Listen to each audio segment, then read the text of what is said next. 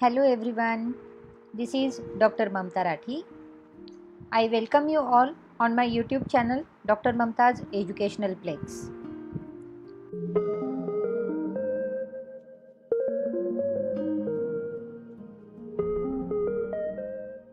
Friends, we are discussing MCQ type question series on direct and indirect taxes and GST.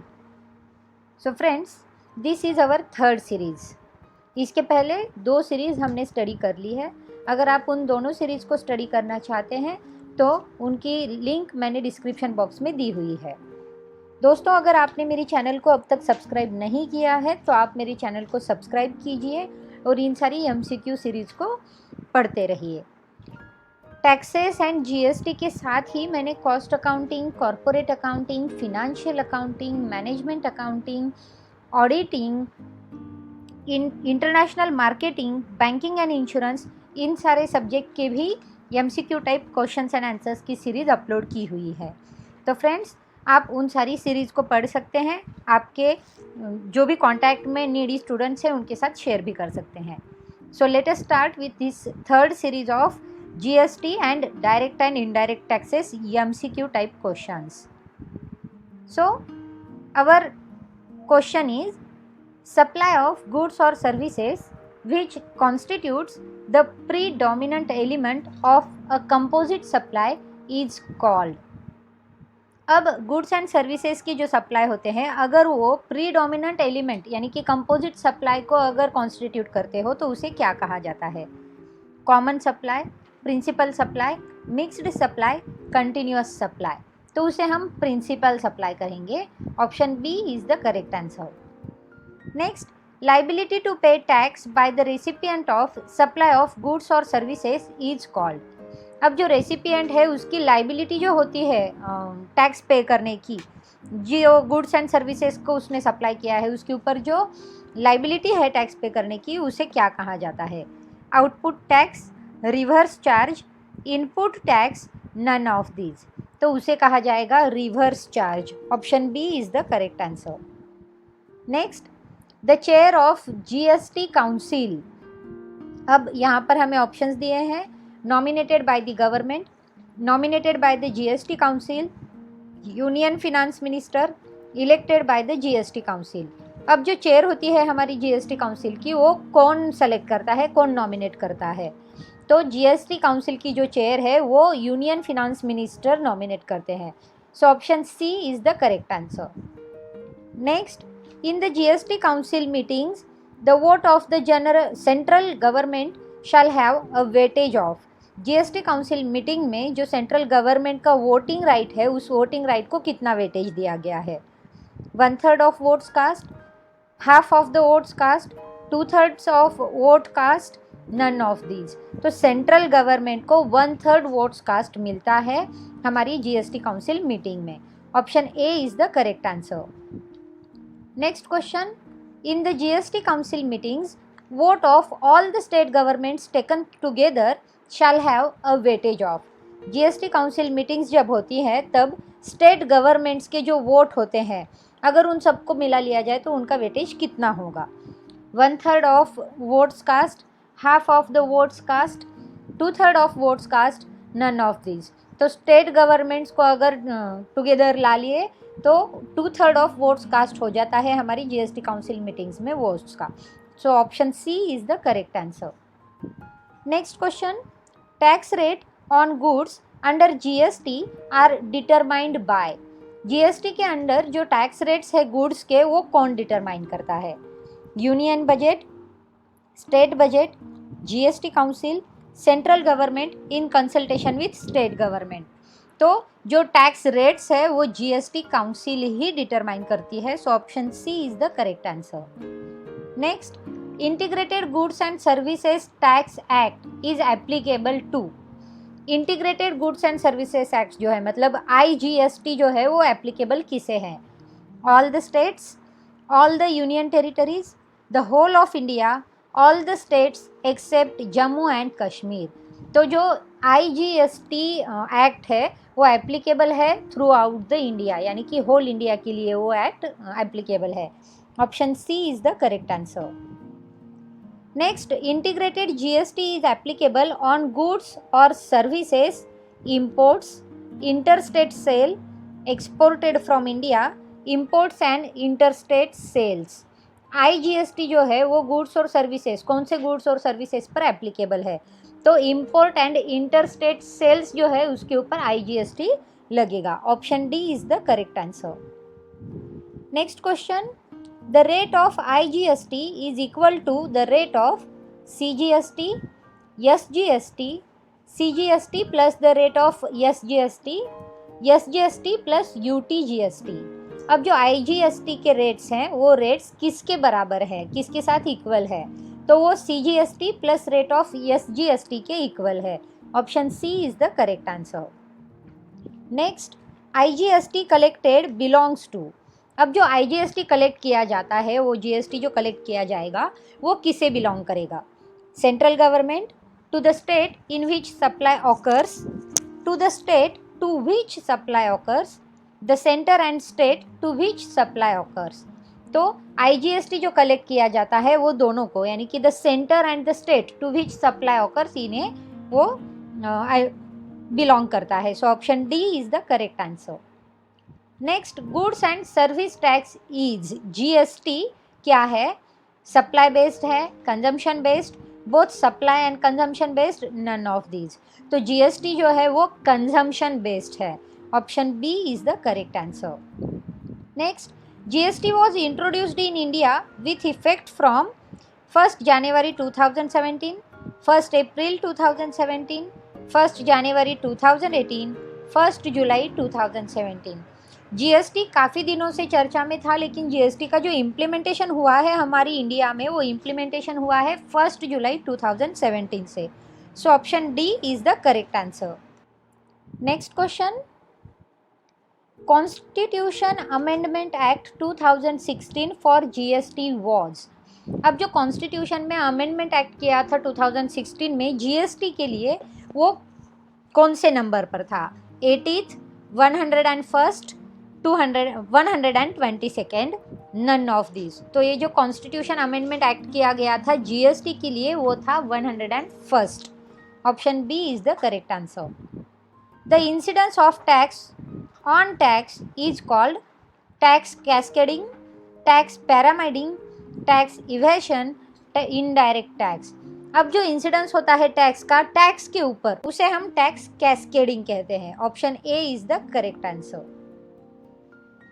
Next, UTGST is applicable when sold from union territory, goods are purchased by central government, sold from one union territory to another union territory, there is interstate supply। UTGST कब applicable होता है? तो UTGST जब union territory से कोई goods sold करते हैं तब एप्लीकेबल होता है। So option A is the correct answer. Next question, integrated goods and services tax is applicable when. IGST कब एप्लीकेबल होता है? Sold in union territory, sold from one GST dealer to another GST dealer, sold within a state, there is inter state supply. IGST inter state supply में applicable होता है। So option D is the correct answer. Next question, SGST is applicable when goods are sold within a state, goods are sold from one GST dealer to a customer, goods are sold by a GST dealer to another GST dealer, interstate supply। SGST कब applicable होता है? तो जब goods एक state के अंदर inter state में जब सप्लाई किए जाते हैं तो उन्हें कहा जाता है goods are sold within a state. तो तब एसजीएसटी जो है वो एप्लीकेबल होता है। एसजीएसटी यानी कि एक ही स्टेट के अंदर ये सारे ट्रांजैक्शंस होने वाले हैं। So option A is the correct answer. Next, the tax which was not merged into GST. GST में कौन सा टैक्स मर्ज नहीं किया गया है? Countervailing duty, excise duty, basic customs duty, purchase tax. तो इनमें से जो बेसिक कस्टम्स ड्यूटी है वो जीएसटी के अंदर मर्ज नहीं किए गए हैं। Option C is the correct answer. Next, after introduction of GST supplies to SEZ are. अब जीएसटी के बाद सप्लाईज टू सेज क्या हो गए हैं? वो सब्जेक्ट टू IGST है, subject to CGST plus CGST SGST है, ज़ीरो रेटेड है, या SGST plus CGST plus IGST है। तो GST के इंट्रोडक्शन के बाद जो सप्लाईज होते हैं सेल्स के लिए वो ज़ीरो रेटेड है। So option C is the correct answer. Next, the highest GST rate applicable now is 100%, 18%, 28%, 50%। जैसे कि हमें स्लैब पता है GST रेट के, उसमें हाईएस्ट रेट जो है वो 28% का है, तो 28% is the highest rate applicable of GST। Option C is the correct answer. Next question, goods which get input tax credit without being liable to collect output tax is called. अब जो goods होते हैं जिनको input tax का credit मिलता है और वो विदाउट लाइबल मतलब कलेक्ट आउटपुट टैक्स होते हैं, तो ऐसे गुड्स को क्या कहा जाता है? Exempt goods, white goods, seen goods, zero rated goods. तो ये होते हैं zero rated goods. Option D is the correct answer. Next, GST can be collected by any registered dealer, any GST dealer, any service provider, any dealer। GST कौन collect करता है? तो GST dealer के through ही collect होता है। So any GST dealer is the correct answer. Next question, what is the time limit for taking ITC? अब ITC के लेने के लिए टाइम लिमिट क्या है? 180 days, 1 year, 20th October of the next financial year, or the date of filing annual return, whichever is earlier, no limit। तो ITC को जो टाइम लिमिट दी गई है वो होती है 20th अक्टूबर, जो नेक्स्ट फिनेंशियल ईयर में आएगी 20th अक्टूबर, या फिर जो हमारी एनुअल रिटर्न फाइल करने की डेट होगी। इन दोनों में से जो डेट अर्लियर यानी कि पहले आएगी वो हमारी टाइम लिमिट होगी। So option C is the correct answer. Next, if the goods are received in lots or instalments, अगर गुड्स लॉट्स में या इंस्टॉलमेंट में मिलते हैं तो इनमें से क्या करेक्ट है? 50% ITC can be taken on receipt of first instalment and balance 50% on receipt of last instalment. Option B, ITC can be availed upon receipt of last instalment. Next, 100% ITC can be taken on receipt of first instalment. And option D, proportionate ITC can be availed on receipt of each lot or installment। अब अगर goods जो है वो हमें lots में मिल रहे हैं और वो इंस्टॉलमेंट में अगर मिल रहे हैं तो ITC जो अवेल करना है हमें वो रिसिप्ट जो लास्ट इंस्टॉलमेंट आएगा उसकी रिसिप्ट पर देना पड़ेगा। So option B is the correct answer. Next question, which of the following inward supplies are not eligible for ITC in case of a company manufacturing shoes. अब shoes manufacturing company है, उनके अगर inward supplies है तो ITC के लिए वो कहाँ पर एलिजिबल नहीं होते? Food and beverages, outdoor catering, health services, all of the above. तो ये जो सारे हैं उन सारे को ITC केस यानी कि कंपनी जो मैन्युफैक्चरिंग है वो ITC केस में इनवर्ड सप्लाईज के लिए एलिजिबल नहीं होंगे। Option D is the correct answer. Next, input tax credit is not available in respect of. Input tax credit जो है वो किसे अवेलेबल नहीं है?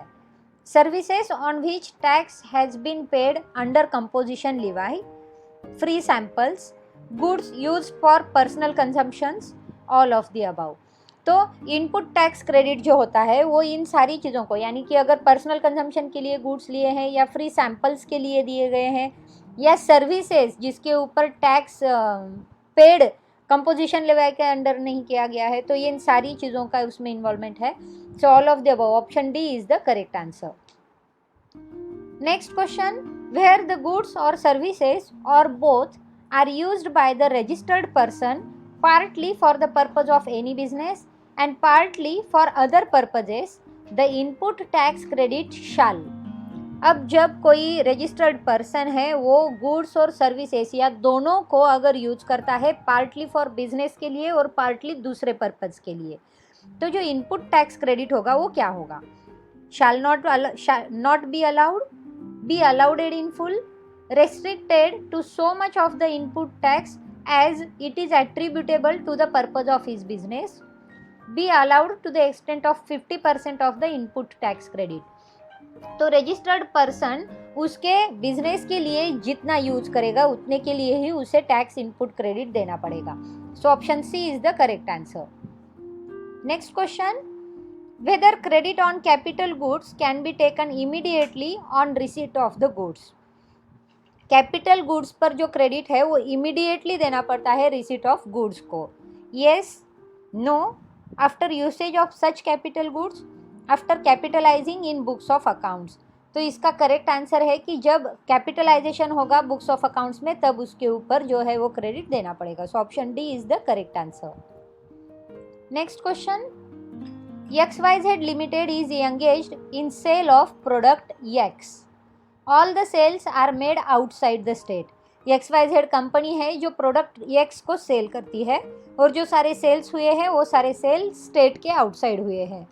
अब हमें यहाँ पर वैल्यूएशन दिया गया है. Value of receipts of goods and services SGST and CGST 10% 7 lakh rupees and value of product X sold IGST 20% 8,40,000. Select the correct answer from the options given below. अब इसके ऊपर जो IGST पेड करना है हमें, उस IGST की वैल्यूएशन हमें करनी है, वो IGST का वैल्यूएशन हमें पेड करना है. अब जैसे कि हमें दिखाया गया है कि value of receipt of goods and services जो है वो 7 लाख है और SGST एंड CGST 10% दिया गया है और value of product X sold जो है वो 8,40,000 दिया गया है जहाँ की IGST का परसेंटेज 20% है. अब जो रिसीट प्राइस है वो 7 लाख है और जो सेलिंग प्राइस है वो 8,40,000 है, यानी कि 1,40,000 जो है वो हमारी इनकम हम ट्रीट करेंगे उसे. सो 1,40,000 पर IGST 20% पे करना पड़ेगा हमें. सो 1,40,000 पर IGST 20% आ जाएगा 28,000. सो ऑप्शन ए में जो दिख रहा है कि net IGST payable is INR 28,000. This is a correct answer. Option A is the correct answer. Next, a registered dealer of Maharashtra purchased goods from registered dealer of Delhi for INR 5,70,000 inclusive of GST at the rate 20% and sold the same to registered dealer in Karnataka for INR 6,80,000 plus GST at the rate 20%. How much IGST is payable by dealer in Maharashtra? अब जो महाराष्ट्र का dealer है उसने goods purchase किए हैं दिल्ली से और वो गुड्स परचेस जो किए हैं वो है 5,70,000 और उसके ऊपर इंक्लूसिव है IGST 20%. और जो 5,70,000 के गुड्स उसने परचेस किए थे वही गुड्स उसने सेल कर दिए हैं कर्नाटका के डीलर को और वो सेल किए हैं 6,80,000 पर और उसके ऊपर भी जो IGST है वो इंक्लूसिव है एट द रेट 20%. तो अब ये जो डीलर है महाराष्ट्र का उसे महाराष्ट्र में IGST कितना पे करना पड़ेगा. अब महाराष्ट्र के डीलर ने जो गुड्स परचेस किए हैं वो है 5,70,000 और इंक्लूसिव ऑफ IGST 20% है. तो 5,70,000 के जो गुड्स है उसके अंदर 20% IGST इंक्लूड किया गया है. अगर वो 20% IGST हम निकाल दें तो अमाउंट आएगी हमारी 95,000, यानी कि 5,70,000 में 95,000 IGST की अमाउंट है. तो जो गुड्स परचेस किए थे परचेस अमाउंट आएगी 4,75,000. अब ये 4,75,000 के गुड्स हमने परचेस किए थे जो उसने सेल किए हैं कर्नाटका के डीलर को 6,80,000 में, यानी कि उसने नेट इनकम जो की है वो है 2,05,000 की, 20,05,000 की. जो नेट इनकम आएगी वो आएगी 2,05,000 की. तो अब हमें जो IGST पे करना पड़ेगा क्योंकि जो सेलिंग की गई है कर्नाटका डीलर को वो 6,80,000 में की गई है और उसके ऊपर प्लस IGST लगाया गया है 20% का. सो 2,05,000 पर अगर हम 20% IGST लगाएंगे तो अमाउंट आएगी हमारी 41,000, यानी कि जो अमाउंट IGST की पेएबल रहेगी महाराष्ट्र में वो रहेगी 41,000 की. सो option A is the correct answer. Next question, IGST shall be levied and collected by the state government, government of India, partly by state government and partly by central government, none of the above. IGST जो है वो levy की जाती है और collect की जाती है किससे? तो गवर्नमेंट ऑफ इंडिया ये काम करता है। So option B is the correct answer. Next, who can avail the benefit of input tax credit under the GST? अब GST के अंडर जो ITC होता है यानी कि इनपुट टैक्स क्रेडिट होता है, उसका बेनिफिट कौन अवेल करता है? Registered person, person who has applied for registration and his application is pending, unregistered person, any of the above। तो जो रजिस्टर्ड पर्सन होता है GST के अंडर, उसे ही इनपुट टैक्स क्रेडिट का बेनिफिट मिलता है। Option A is the correct answer. Next question, credit on inputs should be availed based on. अब इनपुट क्रेडिट जो होते हैं वो किस चीज़ पर बेस होते हैं? Receipt of goods, receipt of documents, both, either receipt of documents और रिसीट ऑफ गुड्स। तो वो गुड्स एंड डॉक्यूमेंट्स की रिसीट यानी कि दोनों के ऊपर बेस्ड होते हैं। तो option C is the correct answer. Next, input tax credit on compensation cess paid under GST compensation to states act 2017। अब जो input tax credit compensation cess है वो पेड किया जाता है under GST act 2017 is not available, is available but not fully, is available after 1 year। तो ये जो input tax credit compensation cess है वो अवेलेबल होता है। Option B is the correct answer. Next, input tax credit under GST compensation to states act 2017 includes GST compensation cess charge on any supply of goods and or services, goods imported, GST compensation cess payable on reverse charge basis, all of the above। तो input tax credit जो है under GST act में GST compensation charge जो cess charge है वो किसी भी supply के ऊपर यानी कि गुड्स और सर्विसेज की सप्लाई पर, गुड्स इंपोर्ट पर GST compensation cess payable on reverse charge basis पर मिलता है। So option D all of the above is the correct answer. Next, maximum rate of CGST prescribed by law for intrastate supply made is. अगर intrastate supply करते हैं तो उसका जो maximum rate of CGST है जो लॉ ने prescribe किया है वो कितना है? 18%, 20%, 40%, 28% प्लस सेस। तो मैक्सिमम CGST का जो रेट है वो है 20%। Option B is the correct answer. Next question, input tax credit on compensation cess paid under GST compensation to states act 2017 is available for payment of IGST only, IGST and CGST only, compensation under GST compensation to states act, none of the above। Input tax credit जो होता है जो compensation paid under GST के act में आता है, compensation to states act 2017 में, वो किसके लिए अवेलेबल है यानी कि किसकी पेमेंट पर अवेलेबल है? तो वो अवेलेबल होता है, इनमें से जो ऑप्शंस दिए हैं इनमें से वो अवेलेबल नहीं है। Option D none of the above is the correct answer. Next, IGST is payable when the supply is interstate, intrastate, इंट्रा-UT, all of the above. IGST कब पेड करना पड़ता है? तो जब इंट्रास्टेट हमारे सप्लाईज होते हैं तब हमें IGST पेड करना होता है, यानी कि एक स्टेट से दूसरे स्टेट में अगर कोई सप्लाई होता है तो उसके लिए हमें IGST पेड करना होता है। Option B is the correct answer. Next, zero rated supply includes supplies made by SEZ unit in India, to SEZ unit in India, both A and B, none of the above. अब zero rated supply जो होते हैं वो अगर हम says unit of India को अगर supply करते हैं या उनसे सप्लाई लेते हैं तो दोनों को जीरो रेटेड सप्लाई इंक्लूड होगा। So option C both A and B is the correct answer. Next question, with the introduction of GST imports will be more expensive, cheaper, neutral with no change, none of the above। GST के introduction के बाद imports में क्या फ़र्क आएगा? तो imports जो है वो एक्सपेंसिव हो जाएंगे। ऑप्शन ए जो है वो करेक्ट आंसर है। So friends, in this way we have discussed our series 3।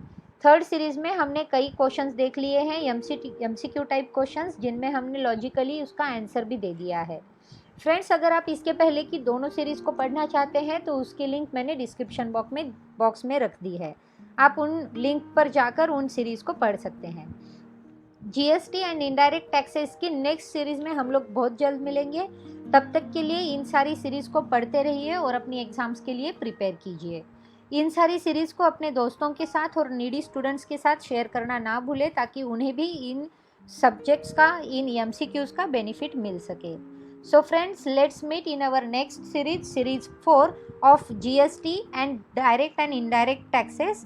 Till then देखते रहिए, पढ़ते रहिए, शेयर करते रहिए। Thank you.